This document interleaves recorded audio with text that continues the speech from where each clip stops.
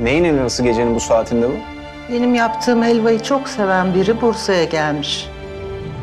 Ona yapıyorum. Kim? Bizim en mutlu günümüz Deva. Deva, evimizi kuruyoruz bugün. Abin gelecek diye sevinmiyor musun kız? Seviniyorum. O zaman bu halin ne? O gece yaşanan, yani her şey yalan mıydı? Sarhoştum! Anlamıyor musun? Gülendam! Nerede bu ya? Bir şey oldu yani. O beni böyle habersiz bırakmaz, ben biliyorum. Kardeşimin gözünden yaş akarsa seninkinden kan akıtır. Sen kimsin ya? Ben sana demedim mi bir daha bana bulursan elini kırarım diye.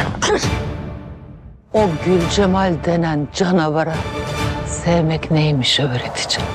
En büyük düşmanının kızını, canının cananı yapacağım.